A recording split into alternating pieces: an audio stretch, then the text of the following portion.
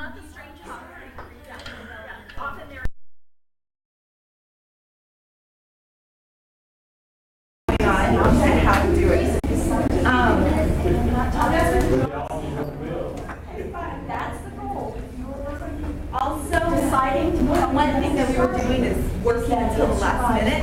If you can finish 1 or 2 weeks at home, all of a sudden you're also doing a time work here and do a mini competition just at your school and see how that worked on you. Because that was something that I completely lacked. And I really want to recognize you've done it right at school and did not finish on time. And so we finished pretty much the day before. Let's go.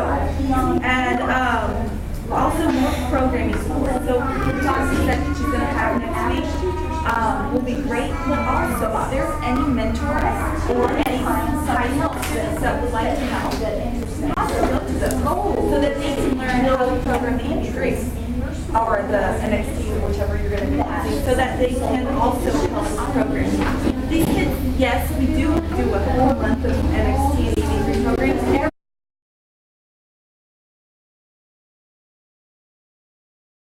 Two groups, the research and development and the engineering. And within that group, every team member has a leadership role. I have marketing, I have the ability manager in the engineering team. I have a program. I also have in the research and development the marketing person who takes care of what their look is going to be like. What are they going to wear? You know, that's all those things. What's the outfit look like? And more of that creative.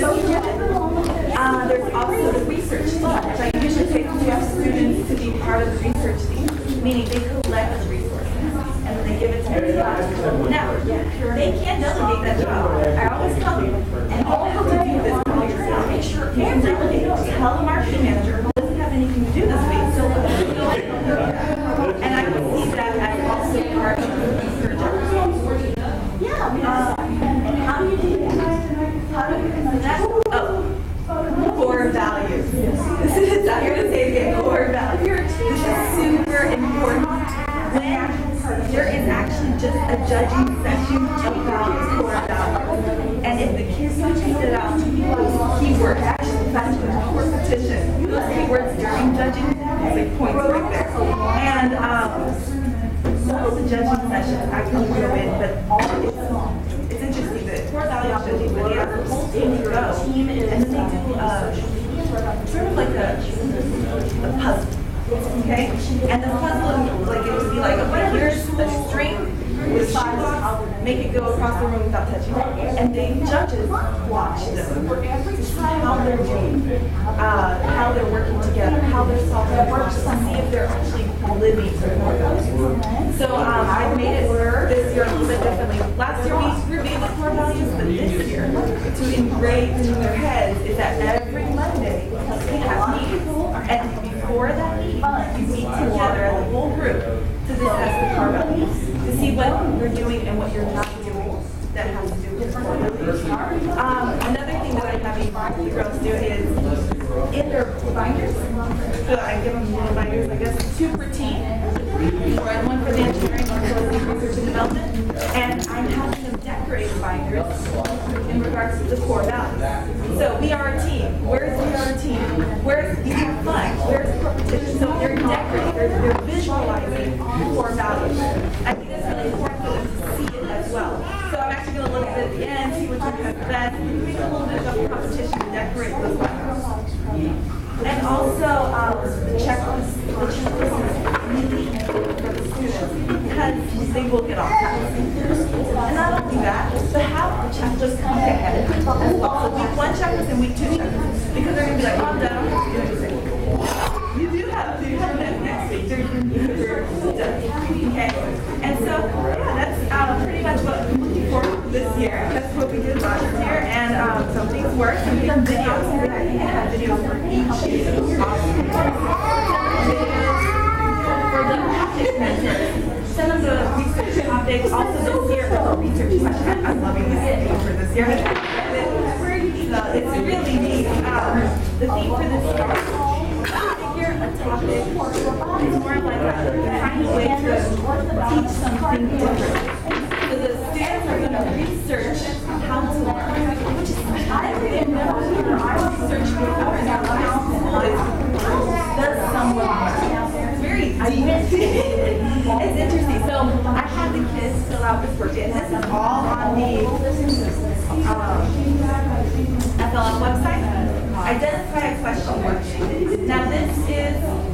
all the students do this. They don't work as a team with this. This is your own brainstorm. You think about what would be a topic. And then as a team, they're going to look at everybody's idea and choose their favorite one. They choose the one that they feel that they can understand. Student goes, how do you do makeup and eyeshadow? You do. But is that something that you can actually research and learn more? And so, I have, next Monday, we're actually going to meet together and pick a topic. We haven't done that yet, so that's exciting. Okay, any questions? I want it to be more like a discussion, so yes. Okay, so since I am in the classroom setting, I meet them 3 times a week. And for one of those times, we have half the time to meet them. So I would see them for 80 minutes twice a week, and then 40 minutes once a week. And so that's 40 minutes. So don't lose very much. We do our, that's when we talk about core values. That's when we meet, that's when the teams get together to collaborate. That's where we do team building exercises as well. Because even though FLL says team building exercises every time we meet, it does take up time. And Wednesdays and Fridays class is work, get things checked off the checklist. And so that's usually the case with us. Meet once a week, work the rest of the week, and then get things checked off. Does that answer your question? Any other questions? What is your age limit of kids? How old are the kids? Well, my kids are in 7th grade. 7th grade? Yes. So I recommend team composition of the boys. Do you mix them? Boys, girls, all girls school. Yeah, so we have only girls, but I would mix them for sure. And if I had boys and girls, I would definitely mix the fact that I don't want all the boys to be on engineering, all the girls to be on business. I would mix those teams. The question is about the research and engineering. Do you really separate them, or it just 2 groups who are leading the world? It's more leadership. There are some students that want to be in programming, and I think that's fine. You'll be sort of like a floater, and but they both know what's going on with each other's tasks because of our Monday meetings. So they will know what's happening. That was something that was a miss for me last year. That there was not that much communication. So sometimes when we went into judging, 4 of the kids knew what was going on. The other 4 had no idea. And then when it was robot judging, it's the same thing. And so I want them to collaborate, to talk, to communicate. Super important. The question on the teamwork when they test them Yes. in the competition.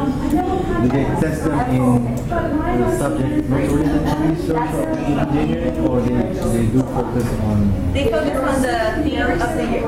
So this year is the World Class Challenge, and so if you guys will see the board later on, it's super cute. Actually, I really like this year's thing. Now, last year was all about nature's fury, which was all natural disasters. So it usually has something to do with that. So World Class this year is all about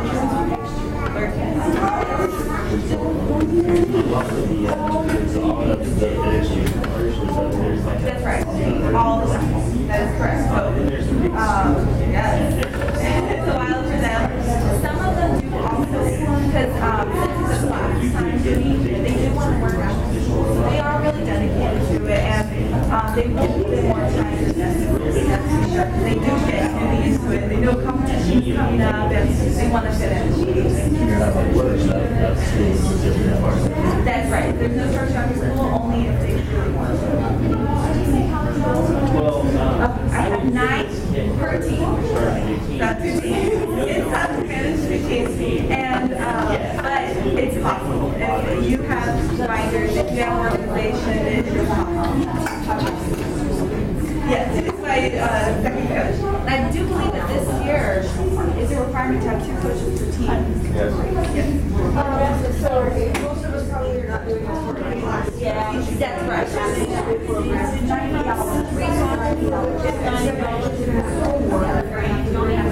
That is very reasonable. So for example, it's interesting because I have them assign each other homework. They're like, okay, so why don't you have something like this? Why don't you look something like this? And then we'll have resources for it when we come to class next day.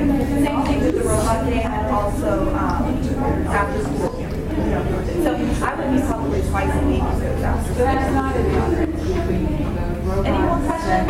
Like, it says FLL. When you assign tasks, The EV3 you might get it, for example, Thrive. Is there a difference between that? There is a difference. what mission are we, or what mission are You're going to get a lot more pieces in these. When I saw, so it's interesting how she managed it versus how I did it. I do like her structure a lot, putting the robot game into missions. So I'm actually thinking about doing that now. So I did it per robot game. So for example, I would tell the engineering team to do, let's try to get at least two obstacle courses done and programs and also build. You know, so they would pick the two that they found were the most, the easiest one to do from here to here maybe, and they would work on those two that week. Then the following week, I'm like, okay, let's try to get one more in. Let's try to get one more. And so I think it's a good idea for maybe to do missions with mentor guidance. So last year they lacked the mentor guidance. They did it on their own. They picked the ones that they liked. This year I just believe that it's a good idea to sit down with them and look at which ones are more feasible to split up as missions. So when she said that, I'm like, oh, this is nice. And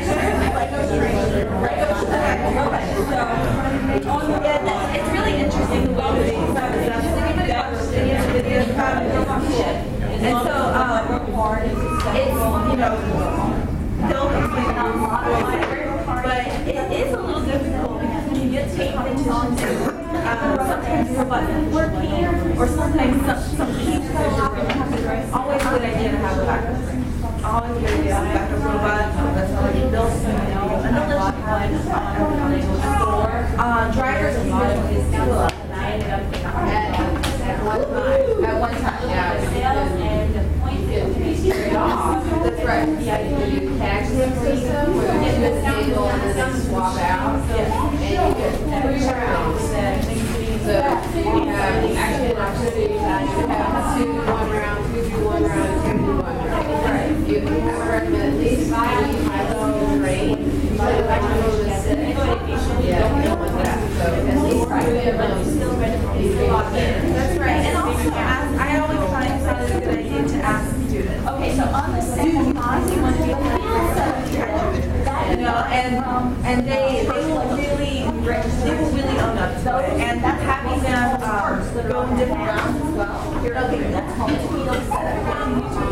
But they can also go around and meet with their teams and they're also focused in the robot game. So it's there. There's 3 bags and it's $497. I've been doing this for 12 years. So I have a different perspective. I've done it as a classroom teacher and also as an after school community program. I've also helped run qualifiers for the championship, so I know the judging and then the definitely about that as well. Because I'm a coach, I can tell you that. And a classroom setting is very different. I have students that necessarily would not choose to do it, but I have them in that classroom where the after school kids, dive for the stuff. They love it. I don't have to motivate them as much. They don't really need. So it's 2 very different styles of management. And they did discuss there's 4 areas to the game. That's what okay. So the robot match is only 15%. Tuesdays and Thursdays. Okay, keep that in mind. Everybody signs up. They want to do robotics. Okay, but you have this other 50%. You've got 25%, which is the research project presentation, which at the end of the day is 5 minutes, informative, fun, and interesting presentation. Okay? Don't show up with a PowerPoint presentation. Because you may not have a plug. Your laptop may not work. Don't sit there and hinge everything on technology, okay? And those judges sit there all day long, okay? So, just something fun and don't overthink it. Pick something simple. It doesn't have to be, some huge, they're not, solving the world's problems. One year was a lunchbox. He invented a lunchbox, and they actually landed and produced it. So it doesn't have to be reinventing the wheel. pick something simple, get them focused and going. And I do that early on because your presentation, don't underestimate the time it takes for them to prepare for that presentation. Okay, for them to memorize or figure out what they're going to do. Okay, so I always run out of time. Okay, so I try and knock them out earlier, and also it's not necessarily what they originally signed up to do anyway. So I kind of make them do that first, and then I give them, the fun stuff. And once you show them that, it's over. They're not listening to me anymore. They're that.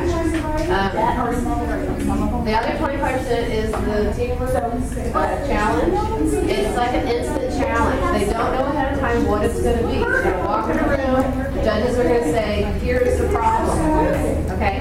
Make sure your team understands the problem before they start trying to solve it. Okay? I always make them repeat it back.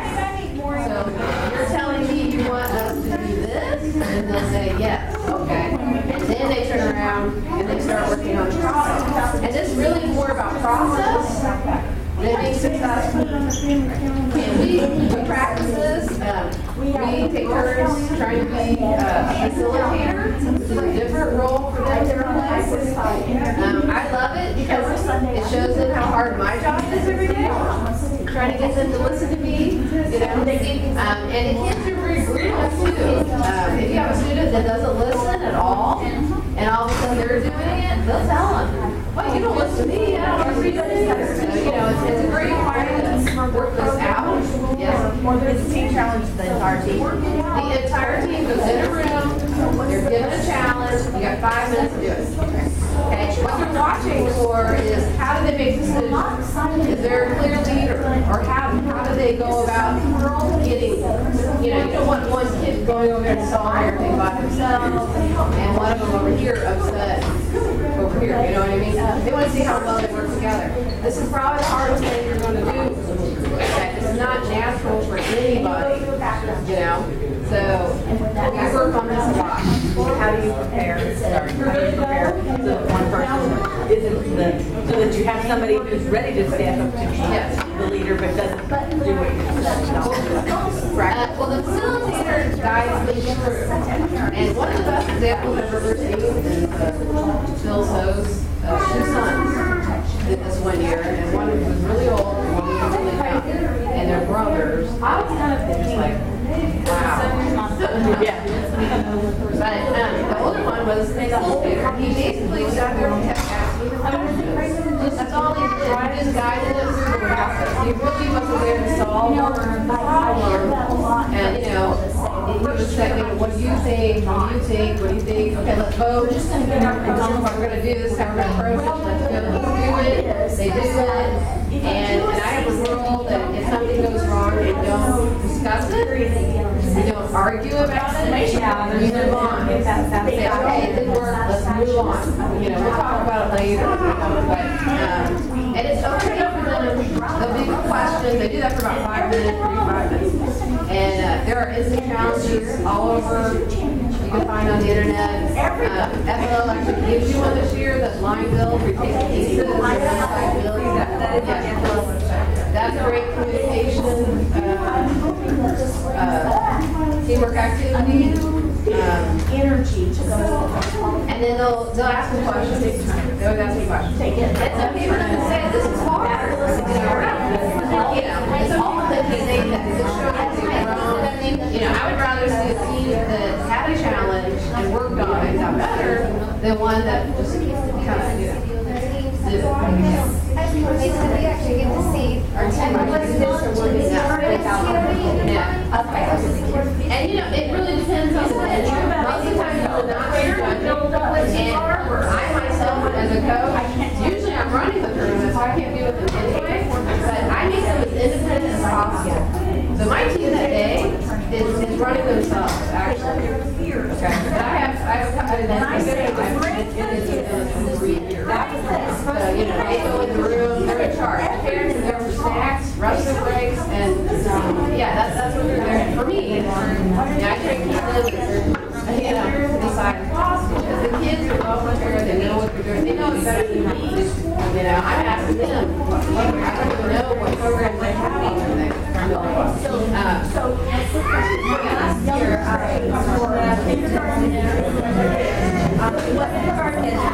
so third grade, have the choice of your son. Okay, there's a competition. There's 3 robot rounds. Okay, those are about 2 to 30 seconds, right? And usually those are about 40 minutes to an hour apart. And then you have time in between. Okay.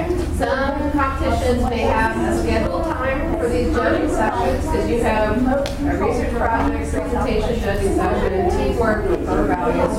And then you also have a technical, which is your robot design and program. Okay.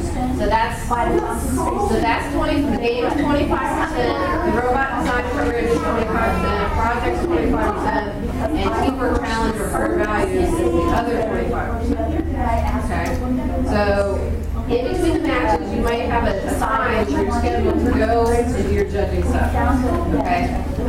Or it may just come as you can. Okay. That's how we do it in the Woodlands area. We have you want to keep the match time. Don't finish your match time, and then you squeeze in the other. That's right. So they just have to do it. Yes. And then first like knowing that, don't show up at a competition expecting your team to go have time to solve missions. Okay? You want to do that ahead of time. At the competition, you might have time to tweak the mission, or if something activates or goes wrong, or you may have a little time, but don't count on that. Okay? Because you're busy. You're shuffling your kids are here and there, carrying all their stuff. So it's kind of a busy day. Plus, you want to be able to see what everybody else is doing. You need to learn. And this is hard for them, especially if they're new. They don't know what they're talking about. They're going to be working for students that have to on something they've never seen or done before. It'd be like me telling you about Quidditch. And then you're supposed to show up one day and play. YouTube is a great resource for you. And I use it all the time. Okay.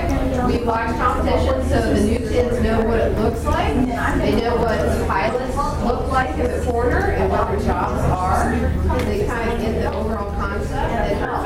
And even during season, people start posting their solutions. Okay. We watch them. And just because you see it doesn't mean you do it. Okay. The other thing is don't get scared by the 400, 600 point team. That's probably only 10% of what you'll see here out of 250. Whatever you look at. So don't think everybody's building these massive things that go out and do all these wonderful things. The majority of the teams, it's going to be a simple robot with a simple attachment. We have teams that come and get scored 0. Okay, but the idea is that you show up, especially your first year. Okay, and this goes into reasonable expectations.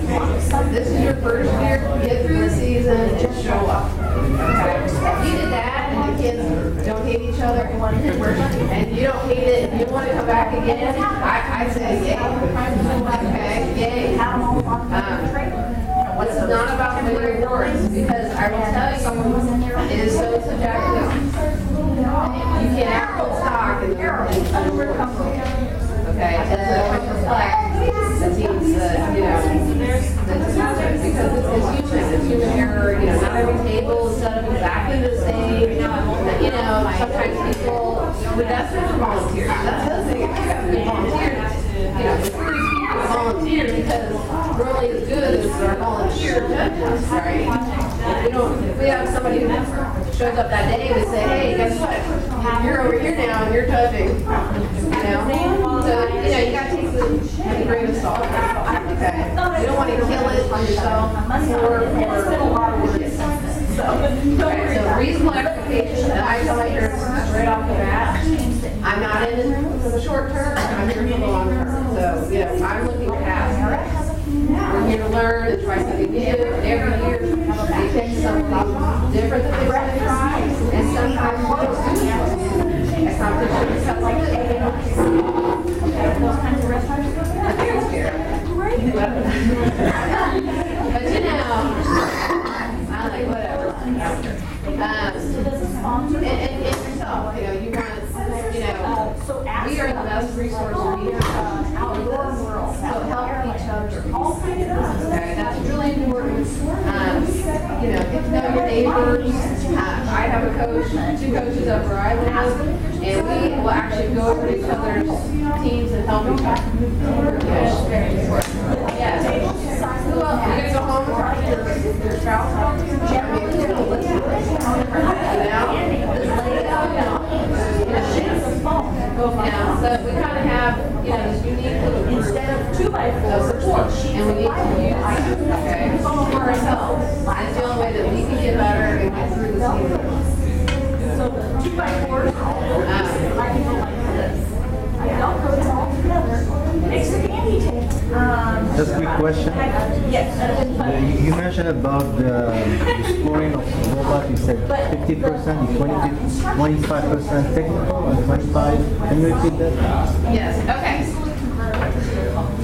At a competition, there are different awards. Okay, obviously there's the robot badge, which you'll come up with a score, right? So that's pretty obvious. Okay, how that's going to go. That's just one area. Okay, there's technical design, which is they'll look at your robot, they'll talk to the kids about how they came up with robot design or attachments and programs. So you want to print out your programs. And this is where it's so important that the kids do the work. Because in judging sessions, children are very honest. Okay? We know way too much about yourself. I'm going to say. So it should be just them walking in and really just telling you what they did. You know? And so it should be very easy and natural for them to say, oh yeah, this is how we did it. Okay? So that's another 25%. And crank your programs. Make sure they can do that. And then teamwork is another area. Okay, so I say that's another 25%. And when I say those percentages, each area has awards separately. Okay, but to advance from a qualifier to the championship, we're looking for overall strong teams. Okay, so you can actually have a team that is number 1 in the robot game statewide, but is weak in the other areas and will not advance to the YouTube championship.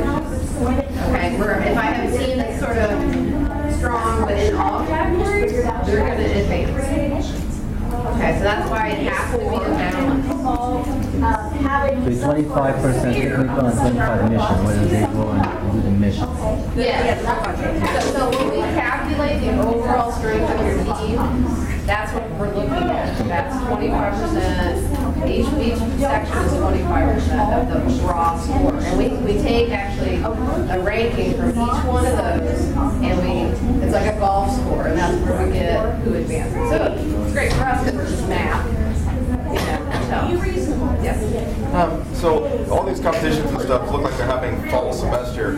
What happens during spring semester? Do you do anything at all spring semester? What happens there? Well, FLL, you know, its season is done in December. Okay, obviously. Now, I don't know about World. There is advancement, but it's a lottery system. And it's invitational, right? There are other competitions, but it's all invitational. So maybe 1 or 2 teams actually get to go past this point. After that, there are other local competitions. There's Kickoff through HIC has one, which is mainly robots. Okay? Which, you know, depending on what you're teaching or what your focus area is, you know, could be good. There's early robotics, our age is 7 to 12, I would say. And they're actually meeting here today from noon to 3. And switches on the board and install missions, so that's the competition. That happens in the fall and CEA Master competition. So everyone should see, it's only the robot game. So it's purely building and programming the robot. There's not projects or so there is that part. Yes. So where can we find some information about things that are happening in the spring? Because I'm okay with not meeting as much per week in the spring, but I think it would be, just for continuity's sake, good to keep doing something. Oh yeah. I just saw you around. Where can I go to find events and stuff for spring? Well, here, what age group do you have? Oh, I've got all the way from 3rd to 9th I grade. mean, there's Nate, there's Underwater. She has on her, before you go to website, she has different ones on her website. Early, she's usually there as well. There's also Houston Robotics. And sometimes other ones pop up. There's a teacher somewhere around here who does things called robots, games robots play. Put another one day, and then you just show up with your team and a robot, and she gives you games, and they will be right there. So that you don't do anything ahead of time, you just show up. And then at the end of the day, they run it. See how you do. This is a cool thing. HP has those things that they do with people in Houston. They have some sort of robots. In Hewlett Packard Center? Well, there's other robots. Max IQ. We're trying early.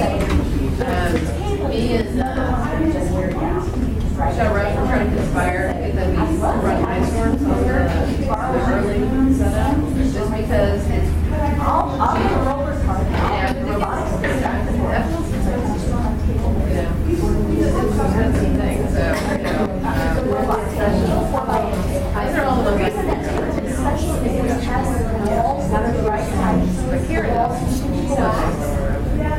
I didn't shut the tables. we did Kickoff this last year. The ones that wanted to continue older. The size. Nothing else. Younger, early is in the spring. Okay, so space anywhere. Yes. Well, FLL is very narrow. Very narrow. Okay. As far as the world of robotics, there's so much more to these robots than what we can achieve. Because you're actually rewarded keeping it simple. Especially starting out. There are robots that walk. There's actually in the EV3 and NXT experiment where you can actually run science experiments. See if you for science experiments. FTC, which is FTC and NX, which is a different robot. Yes. But there's tons of curriculum out there for different things. There's underwater robotics. There's Google, Pinterest. And my little Pinterest account. You're being encouraged to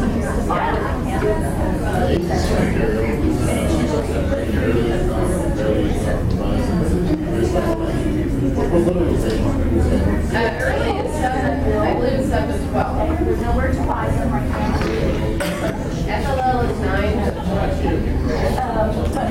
14. Yes.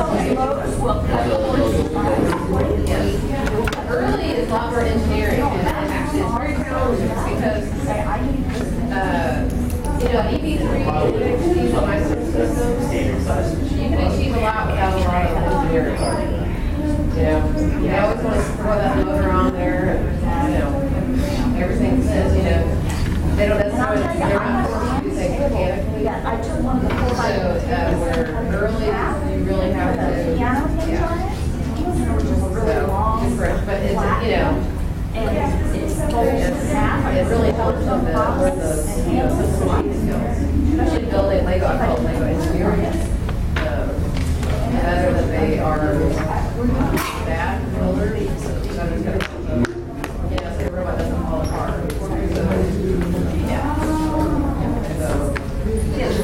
So I noticed that when it says 9 to 14, they're real specific about the cutoff.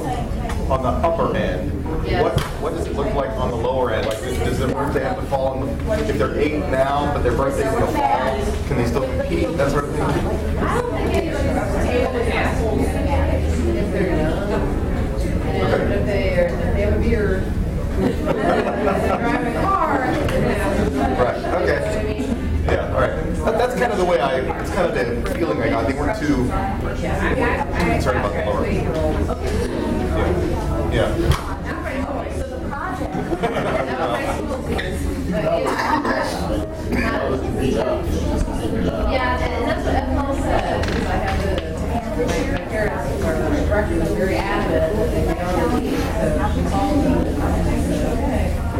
So again, my 8-year-olds are competing. To be a freshman in high school. So kind of following along with that question, are we talking here today about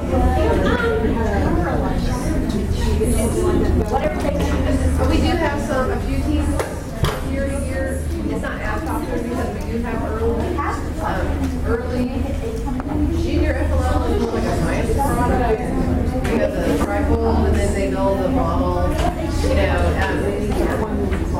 Yeah, I mean, I'm not going to say don't do it. Early is more, it's a competition. We're actually competing on the field like FLL. It's just switching motors and a wire. And there's missions and points, and there's strategy, and it's frustrating. Nothing doesn't work for me as an adult, So, it's a different type. You can probably do junior and then you know what I mean? Because it's just a poster and a model. So, that's not a huge trend. And Kara would know how she's going to do that. they had junior and I don't even remember. You had a qualifier. There was a room just for you have to build, Yeah. you have to make an invention. Yeah.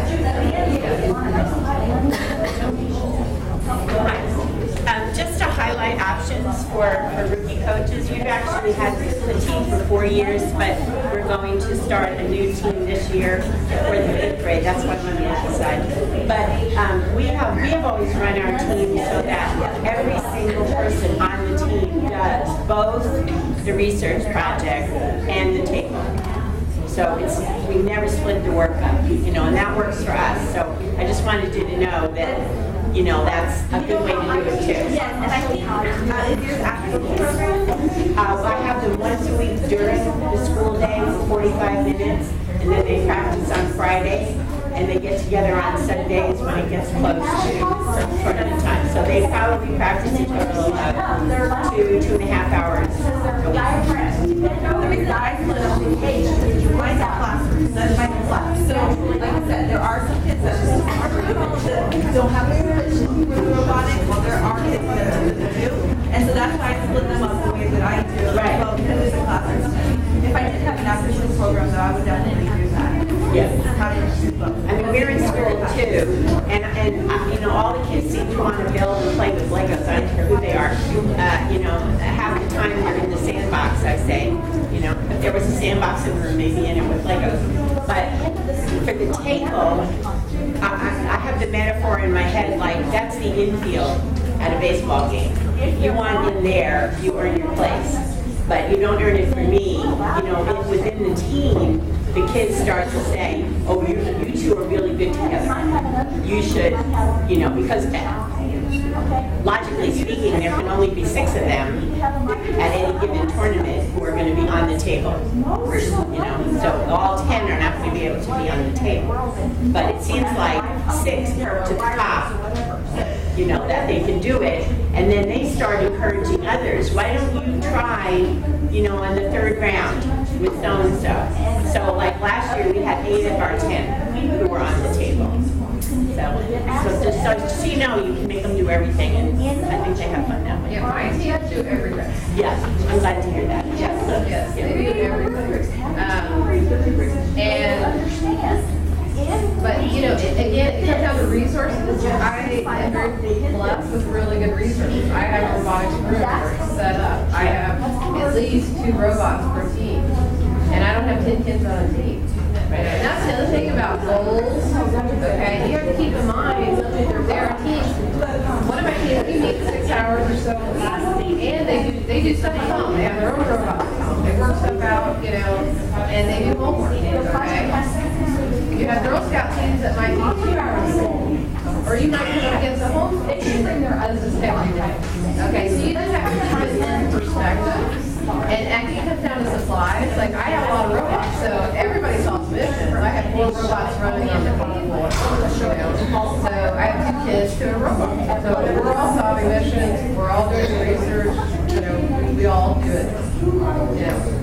just how we have it set up. And also because when we go to competition, it's just easier because everybody knows everything. And last year, I actually had a girl who was a big part of the research project and didn't show up that day. And one of my boys, because through the practice, sometimes knew her part completely and was able just to jump in last minute, and he was actually playing a girl. And we actually won a workshop. So, that's why it's a team, and that's why even it's good to have more than one person as a lead. Like when they were talking about earlier about knowing where your programs are, what it involves, this is on my team. But we'll have more than one person know where that is. Because if someone doesn't show up that day, we don't know where everything is, so that's where communication is huge, and having things written so that we know where we were last time, who's working on what, you need to be able to know that.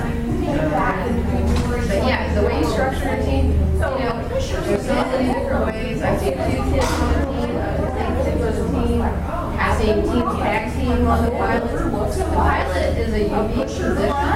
Not everybody's going to even want that position because it is stressful. Okay, some tournaments are loud and they're up there, they're so wrong, they're always showing you wrong. You will rarely perform at a competition as well as you do in some tournament wherever you're practicing. Things aren't necessarily lined up the same. So it's stressful. You don't want them yelling at each other at the table. So it takes a unique combination to make that happen. And practicing it over and over and over and over helps a lot. And I do believe that kinds of different cards on the board that they use. But you gotta get line. Yes, there's a line, and they also have to go to the other judging rooms, and sometimes they focus too much on the robot games. If you have some pins of spare light. Well, and battery levels, so the more you practice, the more battery drains, if your robot that's the thing, okay, about they're plastic. Don't expect the thing to be broken. If you have a stick and you think it's going to hit a button every single time, you're not. Okay? So they have to plan for that. Okay? They have to plan for it not to be broken. And then you'll be okay. And also, rechargeable batteries make the robot go a little bit slower than if you put real batteries in there. So if you bring batteries, remember to program for that. And I do believe that doing rotations for the wheels now is better suited for faster and slower. So instead of doing seconds, yes. There was one team that I watched, and their attitude was have a special budget category for batteries because you'll go through them like water. We'll use the recharge, like the battery pack, up to a certain point. But like when you actually start running your final-ish missions, we use the batteries. And then there's actually a number. It'll actually in the program itself will give you a number like 9.2 or 8.5, and the kids will even understand. They work with it enough that they understand the range of the battery level. I call it sweet spot, so that they tweak all the programs to fit that sweet spot. And so they, and again, it depends on your kids and where they're at.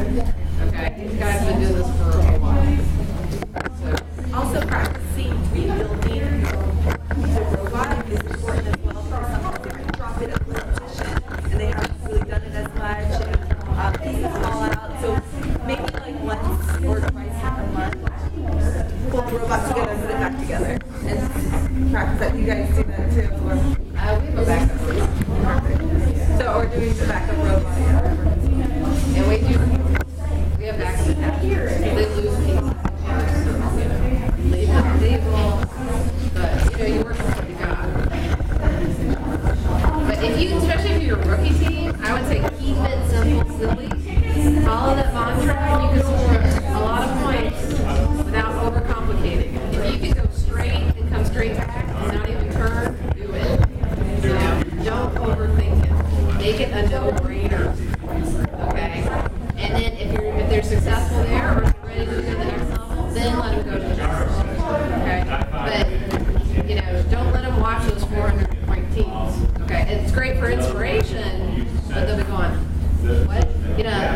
some simple videos of teams with simple attachments. And it's funny because Scott, the guy at FLL this year, because in the past, they used to show the video on where he explains all the missions, and he had a little stick, and he would go around and he would show you how the missions, are supposed to work with a stick. So basically, and then they stopped doing that because basically they were showing everybody how to solve the mission with a stick. And I do that every year to my team. I let them go for a while, and then I have my stick, and I go around and I'm like, okay. Before you do this huge arm thing that, whatever, it's making a thing, let me show you. I could probably solve every single mission on this table with sticks. Okay? Now, granted, younger kids, especially younger kids, will solve everything like a young kid would do. So if the mission is to go pick up something, they go use this opposable thumb, and they go pick it up. To pick it up may just mean drag.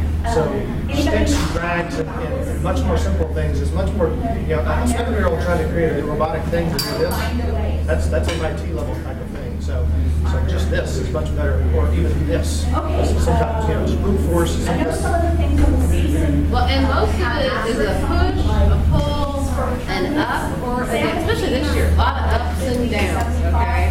Don't. There is a video though that requires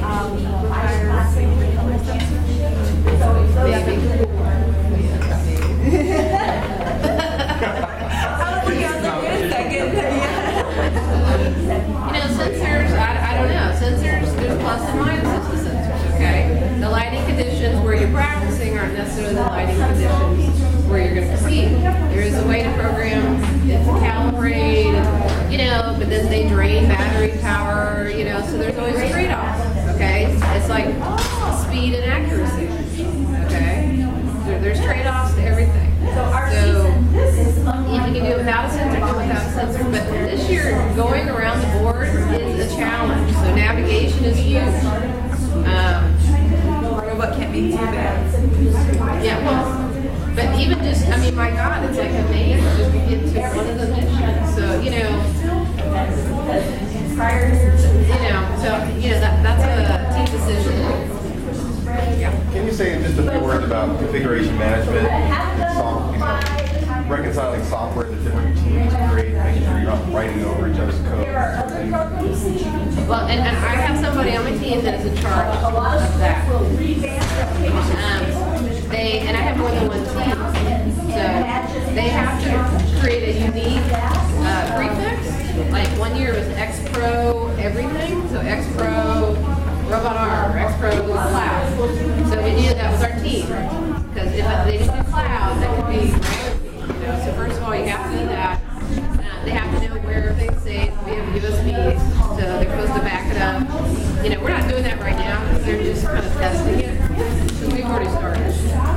But they're just testing so the missions are ready.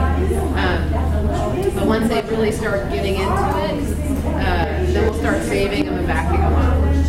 And they'll know. And it's nice because they have the folder now and you can have the things in the folder. But I don't have more than one group working on the same mission. And not that I choose that, they choose they're kind of at that point where we write down the missions and who's working on it, and then they choose the other group chooses another mission, and we write who's working on it, so they're kind of working independently, and then towards the end it'll all come together. And yeah, they'll have to tweak it and make changes at the end, but they're learning the whole way. So where they are now is where they're going to be at the end anyway, because there's a huge refinement that happens towards the end. Like a lot of times they have a different attachment for every mission, and then as we get towards the end, they kind of start figuring out, well, wait a minute, this attachment could also do this, and this one, so we don't need those other ones. But I do keep those. Like last year, the obstacles. We had a robot that would snap onto a huge chassis and go over the treads, to go over the obstacle. And we couldn't quite get it to work engineering-wise or time. We didn't have time, but we still brought it. And the technical training, you know, you can take pictures of different robots that they had tried, or take pictures of different attachments that they had tried, or bring those attachments to show a process. Like this is the first one we came up with, but it didn't work, so this turned into this one. And that's the other thing, because I do have a lot of people working on missions, but at the end of the day, only so many can fit within the 2 minutes and 30 seconds. Okay.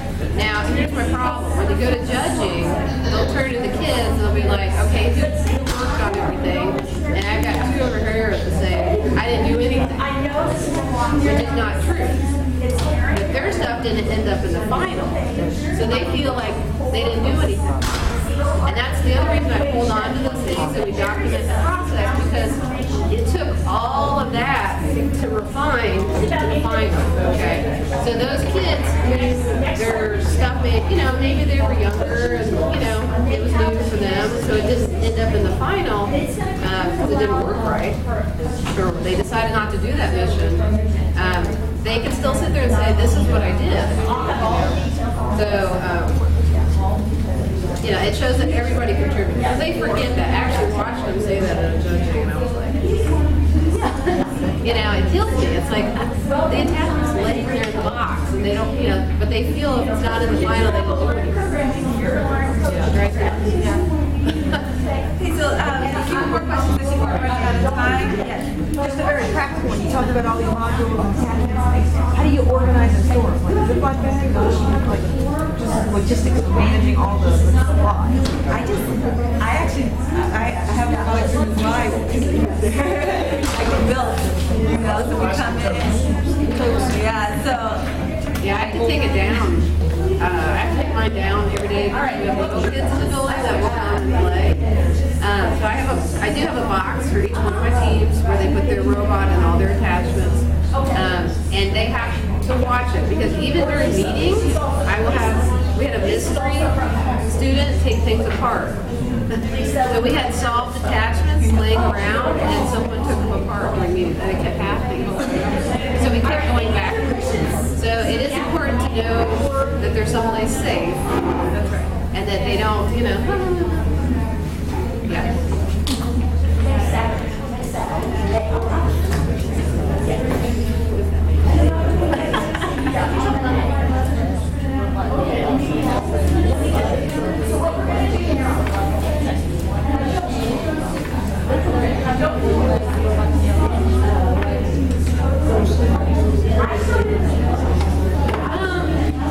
Repeat the question, please. So how do you organize the robots? If you have multiple robots, how do you organize which ones go to the final? Wouldn't it be just the software that you plug into different ones and add the attachment? So you would bring the one robot and work.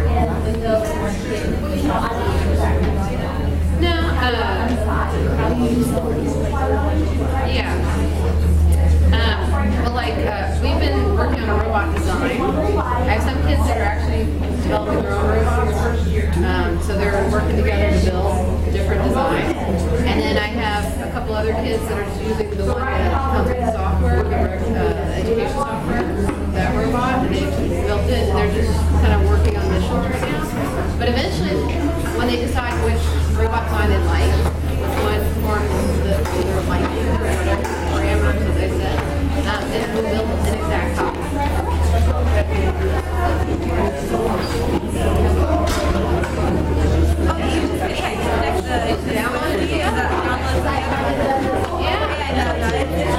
You can put it on